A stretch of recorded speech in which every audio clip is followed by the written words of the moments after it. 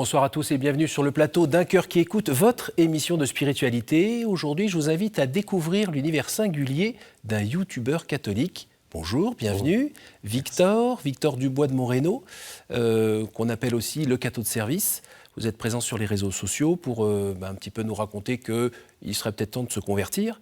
Mais pour le dire, j'imagine que vous avez des raisons que vous allez nous partager. Juste avant, je vous invite à nous lire un extrait de texte de votre choix.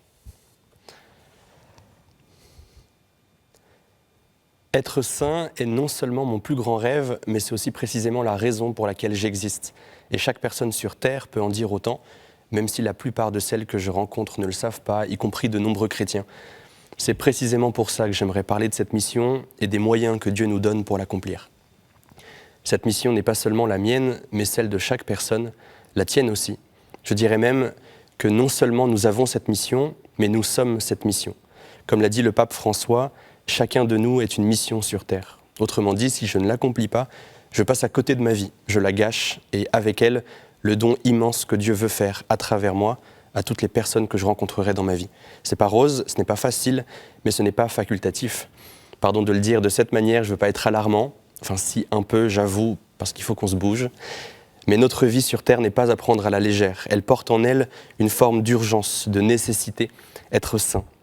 Il s'agit d'aimer comme Dieu veut que l'on aime, et c'est ça qui rend notre vie vraiment belle. Ça lui donne pleinement son sens, et cette mission est toujours possible à relever avec lui, même après avoir commis des erreurs et des fautes.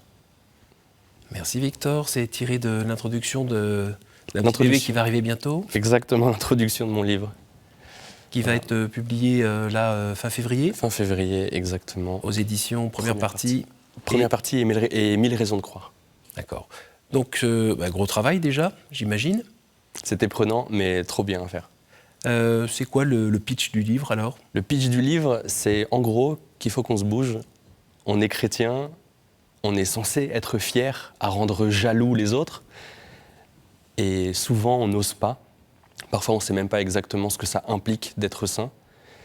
Et tout ça, c'est né d'une prise de conscience que j'ai vécue il y a quelques années, où je me suis rendu compte vraiment que le but de ma vie, ce pourquoi j'existe, c'est être saint. Finir au paradis, vivre avec Dieu. J'existe pour ça, et donc si je ne vis pas pour ça, je passe à côté de ma vie en fait. Est-ce que vous pouvez nous raconter les circonstances de cette prise de conscience ?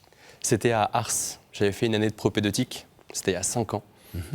Je me posais plein de questions existentielles et finalement j'ai pris 1 an pour discerner. C'était une année magnifique, vraiment j'ai appris énormément de choses. Vous aviez quoi, 23 ans, 22 ans ? Non, avant je passais de 18 à 19 ans je crois. D'accord, oui. Ok. Donc en fait c'était plus qu'il y a 5 ans. Oui, finalement. Finalement. Mais non, c'était très beau, une très belle année avec la théologie, l'histoire de l'Église, de la philo, liturgie et tout ça. Dans un cadre porteur. Exactement. Et c'était très nourrissant et c'est... Finalement, après le discernement, je me suis dit, bon, je vais rentrer à la maison, je reprends mes études. Et c'est là que j'ai commencé à parler de Dieu sur Internet. Parce que du coup, j'étais nourri de cette année-là avec toutes les questions philosophiques, métaphysiques qui me portaient. Et je reviens dans le monde, en quelque sorte. Oui. Et simplement, j'avais cette forme d'urgence à dire, mais on n'existe pas pour tout ça. C'est très bien, on vit dans le monde, on est réellement dans le monde. Et on est censé vivre dans le monde, mais pas pour le monde. La nuance qu'on répète tout le temps, mais il me semble qu'elle est essentielle. Et donc j'ai voulu commencer à en parler, tout simplement, avec ce qui me semble émerveillant dans la foi chrétienne. Ce que j'ai appris, ce que je continue d'apprendre sur Dieu, et des raisons d'y croire. Alors vous êtes né dans une famille catholique ou... Oui, j'ai grandi dans une famille catholique pratiquante. On allait à la messe tous les dimanches, on priait en famille et tout ça. Donc, quand vous relisez aujourd'hui un petit peu, c'est vraiment là où ça a été semé dans le cadre du foyer familial ? Je pense que ça a grandi comme ça. Et puis, au bout d'un moment, j'ai quand même voulu vérifier pour me dire, c'est le moment où on passe de la foi d'enfant qui suit ses parents à la foi d'adulte. Sauf qu'à ce moment-là, j'ai voulu savoir, être sûr. Pourquoi ce qu'on me dit depuis petit, c'est ça qu'on me dit ? Et comment ça se fait que c'est ça qu'on me dit ? Pourquoi je suis catholique, pas protestant ou orthodoxe, ou pourquoi pas musulman ou bouddhiste j'ai grandi là, je suis né là. Est-ce que je peux être sûr que ce qu'on me dit au caté, c'est vrai ? Ou ce qu'on m'a dit au caté ? Et donc j'ai essayé de chercher qu'est-ce que dit l'Église officiellement, pas juste ce que les médias ou ce que Monsieur Tout-le-Monde raconte, mais les textes officiels et pourquoi elle le dit, depuis quand et pourquoi de cette manière. Et en fait, je me suis rendu compte qu'il n'y a rien de plus cohérent que ça. Et donc, j'ai un peu, par l'intelligence, on va dire, en réfléchissant, j'ai vérifié, en un sens, la foi chrétienne que j'avais déjà. Donc là, on va dire que j'y ai adhéré pleinement de moi-même. Donc je priais plus parce qu'on priait avec les parents, mais je priais parce que je savais que c'était bon. Et j'allais à la messe parce que je savais que c'était bon et nécessaire. Et la confession, pareil, et tout ça, et tout ça. Et depuis, ça se développe. Donc il y a eu l'intelligence. Et puis après, l'émotionnel. Et maintenant, les deux s'alimentent l'un l'autre. Et voilà. Avec toujours un chemin. On avance. Exactement. On n'est pas arrivé. Ah oui. L'arrivée, c'est le paradis. Et plus on avance, plus l'horizon recule ou pas? Je crois pas. Non, je pense qu'en fait, on voit, on apprend de plus en plus de choses et on est toujours plus émerveillé. En un sens, c'est ce que dit Jésus, le royaume des cieux est au milieu de vous, au cœur de vous, en un sens. Donc en fait, plus on avance, plus on vit avec Dieu, ou du moins on essaye. Et puis on se rend compte de à quel point on n'y arrive pas. Et donc on compte encore plus sur Dieu. Et plus on compte sur Dieu, plus on le voit présent, plus on essaye de le connaître, plus on voit comment il agit. Donc à un moment donné, on est juste de plus en plus émerveillé. Et de temps en temps, on n'a pas une petite voix qui dit mais dis donc, Victor. Ah mais si. Victor, tu parles, mais t'avances pas beaucoup, tu progresses pas bien, tu parles d'où en fait? De temps en temps, il y a une petite voix qui vient dire ça, qui vient mettre un peu de... Au départ, c'est la question de la légitimité. Qui je suis, moi, pour conseiller à des gens ce que j'ai déjà tellement de mal à appliquer moi-même. C'est toute la vie humaine, en fait. Mais c'est pas pour autant qu'il faut arrêter de le conseiller, et c'est pas pour autant qu'il faut arrêter d'essayer de l'appliquer aussi. Mais en fait, on est des témoins, on est censé être des témoins. Jésus, il envoie les 72 disciples deux par deux, il envoie après les apôtres, c'est la dernière chose qu'il dit dans l'Évangile, allez de toutes les nations, faites des disciples. Enfin, il n'y a pas le choix, quoi. C'est pas facultatif. Et donc, c'est ce que dit le pape aussi, on est disciples missionnaires. Et l'un avec l'autre. Donc oui, si je suis baptisé, peu importe à quel point je me pose la question de est-ce que je suis légitime ou pas, je le suis. Prêtre, prophète et roi. Exactement. Petit côté prophète. On est tous prophètes. Je pensais vous voir avec des sandales, mais non. Ah non, avec une longue tunique et tout. Non, sur le 6e ou 6-7e, ou j'en sais rien, continent, il n'y a pas besoin de ça? Il n'y a pas besoin de ça. On est comme on est, quoi. Alors pourquoi tout d'un coup se lancer sur les réseaux sociaux? Pourquoi, comment, et puis est-ce que ça s'est passé royalement, tranquillement? C'est pourquoi, comment, parce que je parlais déjà beaucoup de Dieu avec les gens autour de moi. Forcément, j'avais passé 1 an à me poser les questions existentielles, à parler de Dieu, etc., 3 fois par phrase. Au départ, c'était un peu trop, j'avais jamais entendu parler de Dieu 3 fois par phrase comme ça.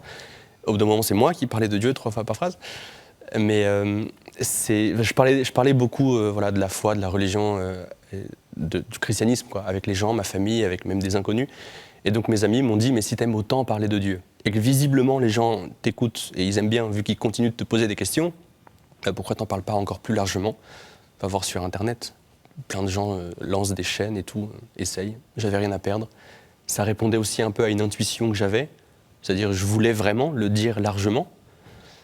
Et donc il y avait l'intuition, on va dire, intérieure, une confirmation extérieure. Là, je me dis, bon, il y a peut-être Dieu qui dit, vas-y mon gars, là tu peux y aller. Donc j'ai testé.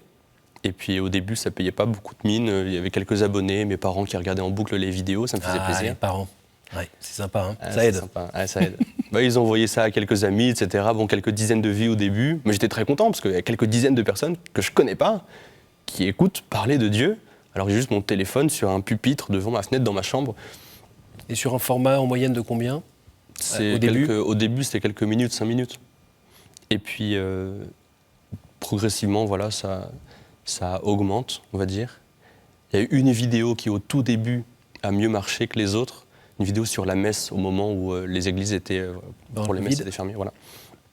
Donc j'avais dit que... C'était un petit coup de gueule? Un peu. Et puis, ça avait touché des gens, visiblement. C'était aussi un bon timing. Beaucoup de gens se disaient à peu près la même chose. Et donc là, ça n'a pas vraiment aidé sur le long terme pour ma chaîne. C'était un pic, quoi. Et il y a eu quelques abonnés en plus, mais pas énormément. Mais c'était simplement une forme de confirmation que là, il y a besoin, en fait. Il y a un terrain propice. Et il y a de l'interaction ou c'est juste, entre guillemets, de la transmission d'un témoignage ou de l'enseignement? Il y a des deux. En fait, les vidéos, comme je les vois, elles servent à, on va dire, planter des graines ou alors intriguer. Et après ça, les gens cherchent de leur côté, ou alors ils m'écrivent. Il y a beaucoup de gens qui m'écrivent tous les jours, je compte même plus. Mais c'est là, ils posent des questions sur la foi. Là, ils disent d'où tu parles comme ça veut dire quoi?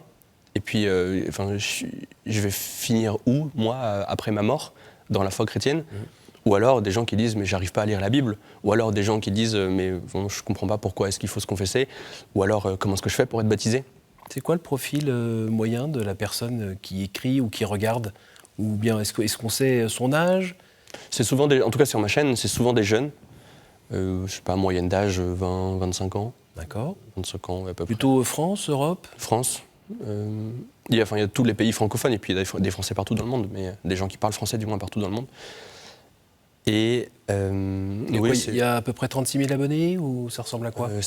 On est plus là, en tout cumulé, oui. On arrive bientôt à 300 000. D'accord. Ça veut dire que ce n'est pas forcément les mêmes qui sont sur tel réseau? D'accord. Ouais. Okay. Sur TikTok, ils sont beaucoup plus jeunes. Et généralement, beaucoup de gens aussi qui, littéralement, ne savent rien de la foi chrétienne. Et donc là, moi, je suis d'autant plus heureux de leur parler de la foi chrétienne, parce que du coup, c'est tout nouveau et c'est l'émerveillement en premier. Et puis quand on voit leur réaction, là, on dit « Ah ouais, c'est vrai, c'est pour ça que je suis chrétien. » Ça demande beaucoup de travail? Ça demande du travail. Je suis à plein temps aujourd'hui. Et non mais c'est trop bien. Tout le monde dira ça, meilleur métier du monde. Mais en soi, parler de Dieu, ça rend vraiment heureux. Et quand on voit les gens se convertir, extraordinaire. Il y a des moments de doute de temps en temps? Il y a des moments de doute, oui et non. Oui, dans le sens où je ne doute pas de Dieu, parce que Dieu, il est là, et puis je l'ai déjà vu dans ma vie, je l'ai vu agir, quoi. Et puis je le connais, je lis la Bible, je médite, et puis j'essaie de relire de temps en temps ce qui se passe. Donc en fait, j'ai déjà vu Dieu agir dans ma vie, et Dieu ne change pas. Donc s'il a déjà fait du bien, il va continuer de faire du bien. J'ai juste à être fidèle. Donc maintenant, les doutes, c'est plutôt sur moi. Comment est-ce que je fais pour y être bien fidèle? Et puis, est-ce que je le fais de la bonne manière? Donc c'est un peu le cheminement humain normal, je pense.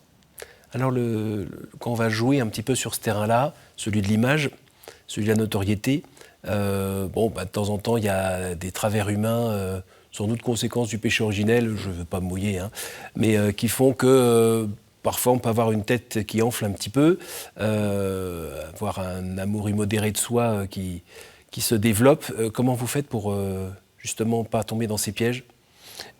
L'idée principale que je garde en tête, c'est vraiment que dès qu'on commence à parler de Dieu, on ne dit rien de ce qu'on a pu inventer.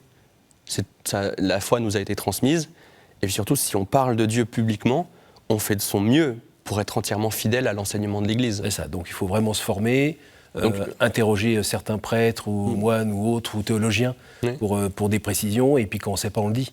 Voilà. Et en gros, et puis surtout, si jamais il y a une vidéo qui marche bien, on se souvient très bien qu'en fait, on n'a rien inventé. Tout ce qu'on a fait, c'est répéter ce que dit déjà l'Église. Donc en fait, ce que j'ai dit, ça ne vient pas de moi. Les résultats, j'ai rien fait pour.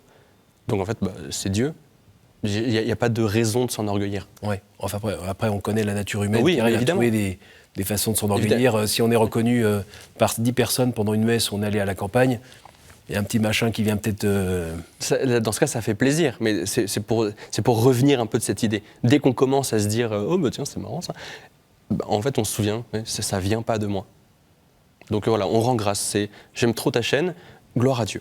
Et alors, je sais pas, il y a le grand frère de temps en temps qui envoie 2-3 bâches en disant « T'étais habillé bizarrement aujourd'hui » ou les parents aussi qui sont là pour un peu bien rester là, collés au sol. Il y a des... je sais pas, j'ai pas l'impression de m'emballer de trop, mais je pense que si jamais c'était le cas, il y aurait des gens pour me reprendre. En tout cas, il y a souvent des discussions sur ce qu'on fait, sur l'envers du décor, on va dire. Mais on se rend juste compte que c'est passionnant. Donc, en fait, ça fait juste plaisir de parler de Dieu et ça fait plaisir de voir les retours aussi.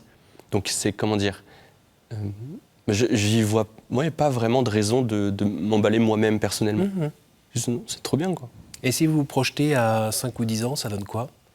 Ça donne quoi? On verra, à la grâce de Dieu, on verra ce que la Providence nous donne. Mais j'espère, je continuerai de parler de Dieu. Je continuerai de vouloir être saint, et puis on verra les formes que ça prendra. Pour l'instant, c'est les réseaux. peut-être que d'ici 5 ou 10 ans, ça continuera, peut-être pas. Là, il y a un premier livre, donc, peut-être qu'il y en aura d'autres. Et puis, voilà. Mais je parlerai de Dieu, je pense, toujours. Alors, ce Dieu que vous avez rencontré en étant enfant, et puis déjà lors de votre baptême, mais ça fait loin, la relation que vous avez avec lui, la connaissance que vous avez de lui, elle a donc évolué. Qu'est-ce que vous pouvez me dire de votre relation à Dieu aujourd'hui par rapport à celle que vous aviez quand vous aviez 18 ans ? Aujourd'hui, elle est plus volontaire, ou du moins, on va dire que je vois les raisons de le faire. Quand j'avais 18 ans, je commençais à interroger tout ça. Et donc je suivais encore beaucoup, et puis je le faisais beaucoup par habitude. Et progressivement, j'ai vu le pourquoi on fait ça, et pourquoi c'est bon, et même plus que c'est bon, pourquoi c'est nécessaire. Et donc maintenant, je le sais. Et c'est peut-être juste ça qui change, c'est que ça va un petit peu, c'est plus profond, quoi. Voilà, je vois un peu plus de raisons de croire. Ça me, vraiment rationnellement cohérent. Et donc c'est le mot qui me vient. C'est juste cohérent, et donc c'est plus facile à suivre en quelque sorte, plus évident. Est-ce qu'il y a des choses que vous avez découvertes, notamment dans cette relation cœur à cœur avec le Seigneur, que vous ne connaissiez pas trop auparavant ? Que c'est exigeant, à quel point c'est exigeant aussi d'avoir parfois il y a un peu un devoir d'exemple. Si je parle tout le temps de Dieu, et que je dis allez à la messe, allez vous confesser, priez tous les jours, il faut que je m'y tienne aussi. Et donc en un sens, ça m'y pousse, donc on pourrait dire que ça facilite les choses. D'un autre côté, je vois les raisons de le faire, donc je veux le faire, et je sais que c'est nécessaire. Mais en même temps, oui, il faut vraiment prendre du temps, et puis je suis comme n'importe quelle autre personne, c'est-à-dire que parfois aussi c'est sec en prière, parfois aussi on ne ressent rien. Mais heureusement, on sait que le fait de sentir Dieu, c'est pas l'essentiel, il s'agit de le connaître, et alors on le voit, donc on n'a plus besoin de le sentir. Mais c'est, comment dire, au sens où c'est juste exigeant, mais c'est la vie humaine, et c'est ça la beauté de la foi aussi. Et alors, sans parler de recettes, personnellement, comment vous faites pour vous ressourcer auprès du Seigneur dans la journée ? Dans la journée, j'essaie de prendre un petit moment de prière, mais souvent c'est des idées, une forme d'oraison perpétuelle, quoi. Toujours une petite idée avec Dieu, et puis toujours une petite prière. Et quand je vois quelqu'un passer, ou quand j'ai un petit moment, tiens, viens Esprit Saint, là, dans telle situation, ici et là. Et donc j'essaie de cultiver une forme de présence. C'est pas facile tout le temps, parce que parfois on pense à tout sauf à Dieu. Alors parfois il y a le chapelet ou la prière du cœur qui vient donner un petit coup de main. Voilà, et puis sinon il y a des musiques chrétiennes qui sont toujours ressourçantes, qui nous reboostent un petit peu, quoi. Un beau chant de louange, et puis c'est reparti. Ou sinon on fait simplement, on se divertit, au sens premier du terme, avec des trucs pas chrétiens parfois, hein, enfin dans le sens des vidéos sur YouTube de telle ou telle personne qui ne parlent pas de la foi chrétienne, mais d'autres choses. Et en fait, ça fait du bien aussi. Dans votre parcours estudiantin, il y a des lettres. Il y a des lettres. Il y a aussi du théâtre. Il y a du théâtre. Ça vous sert à quoi ? Ça me sert à quoi ? C'était peut-être que le théâtre, ça m'a facilité la tâche en quelque sorte pour parler, on va dire, ou pour ne pas avoir peur d'être vu. C'est plutôt ça. Et les lettres, c'était honnêtement, j'avais commencé cette licence de lettres et je l'ai passée pour avoir un diplôme d'État en quelque sorte, un plan B. Mais donc maintenant, ça m'a appris à écrire, on pourrait dire. Je ne sais pas exactement, ça va une licence de lettres, est-ce que ça apprend à écrire ? Mais voilà. C'était un plan B, et pour l'instant, je l'utilise parce que ça m'aide là pour écrire le livre, peut-être. Et dans les rencontres d'auteurs que vous avez pu faire pendant cette année de propédeutique, il y a des noms en particulier qui ressortent ? Il y a une personne dont j'ai lu le livre juste après être sorti de propédeutique et qui m'avait pas mal marqué sur ce qui se passe au moment de la mort, et puis sur ce que c'est que le paradis, le purgatoire, l'enfer, et donc aussi voilà, à quel point ça nous engage en un sens. C'est le livre « À l'heure de notre mort » du père Jean-Miguel Garriguet. Voilà, je l'ai beaucoup aimé. Il est très court, très facile à lire. Il raconte aussi un peu son expérience d'aumônier, d'hôpital. Et puis après, il est un théologien en même temps, donc en fait. Et puis un deuxième livre qui était extraordinaire que j'ai lu pendant ma propédeutique et qui a, je pense, éclairé toute ma vie de foi. C'est Joie de croire, joie de vivre de François Varillon. Et là encore, il reprend un peu plein de trucs de la foi chrétienne et il l'explique au fond, il en montre le sens, c'est la beauté. Et à chaque paragraphe, il y a une punchline et c'était très fort aussi. Donc j'ai beaucoup aimé. Parmi nos téléspectateurs, il y en a qui ne connaissent pas trop en fait, cette vie que vous menez de youtubeur catholique ou d'influenceur catholique, qui se disent mais il y passe beaucoup de temps ou pas, il en vit ou pas, comment ça marche? Vous pouvez nous dire Oui, j'y passe du temps, oui, parce que je suis à plein temps, mais on peut en vivre. J'en vis grâce au partenariat qu'il y a sur les réseaux sociaux. Quand on a une chaîne qui commence à être vue, il y a des gens, c'est des chrétiens, je n'intéresse pas à NordVPN ou des grosses marques, mais voilà, n'importe quel organisme chrétien qui veut annoncer quelque chose ou promouvoir quelque chose, un produit, une formation, n'importe quoi, il me contacte et j'en parle, il me paye en gros, pour faire simple. Sinon je donne des conférences un petit peu partout sur des sujets de spiritualité. Les raisons de croire, l'espérance, la foi, mon témoignage, plein de choses. Donc là aussi, je suis payé. Et sinon, j'essaie de participer à quelques petites choses, soit des partenariats avec d'autres personnes, soit proposer une formation sur la Bible, dans le sens qui est payante aussi, comme un livre qui explique la Bible serait payant. Et là, c'est un résumé du travail des théologiens, que je propose en plus pour qui veut creuser. Alors, parfois, à nouveau, les personnes qui ne connaissent pas trop ce que vous faites, on a l'impression que vous êtes un peu tout seul. Il y a un visage. Alors que, normalement, dans l'Église, on a plutôt intérêt à être ensemble. Oui. Et puis, il y a l'obéissance aussi. Vous êtes comment en relation avec votre évêque, ça marche comment? En fait, c'est vrai, sur la chaîne, il y a un visage et c'est moi qui décide effectivement de ce que je publie, mais il y a des monteurs qui travaillent sur les vidéos, donc on est déjà plusieurs. Il y a parfois des techniciens quand il y a besoin. Il y a un accompagnateur spirituel derrière qui peut conseiller sur le fond, on va dire, et puis qui m'accompagne plus moi, plutôt que les vidéos, mais forcément les vidéos viennent de moi, donc voilà. Et puis, donc oui, on est en lien, et on se connaît les uns les autres, tous ceux qui parlent de Dieu sur les réseaux. On se voit, parfois on se rencontre, voilà, on échange. C'est important? C'est ça l'Église, quoi. Dans le sens, c'est pour être chrétien, il faut vivre en Église, c'est plutôt ça. Et donc, si on est seul, là, il y a un moyen qu'on déraille. Donc, oui, je pense que c'est important. Alors, ça va vous surprendre, mais on arrive au moment des questions courtes, réponses courtes. Par 3 fois, je vais vous demander de me dire un chiffre entre 1 et 10. Je vous écoute. 3, la Trinité. Quelle est votre prière préférée, Victor? C'est peut-être gloire au Père, gloire soit au Père, au Fils, au Saint-Esprit, comme il était au commencement, maintenant, pour les siècles des siècles.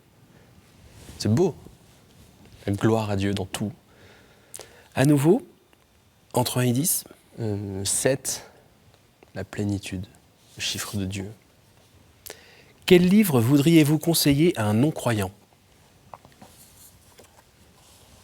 Il y a plusieurs livres différents, ça dépend. Il faudrait voir quel non-croyant, qu'est-ce qui l'intéresse, qu'est-ce qui le touche. Est-ce que c'est l'intelligence, la raison? Est-ce que c'est le témoignage? Est-ce que c'est quelque chose d'émotionnel, un effet waouh? Ça dépend vraiment de chaque personne. Moi, personnellement, ce qui me touche le plus, je crois, ou du moins en ce moment, c'est les raisons de croire, les arguments pour la foi. Et donc j'irai voir du côté de l'apologétique.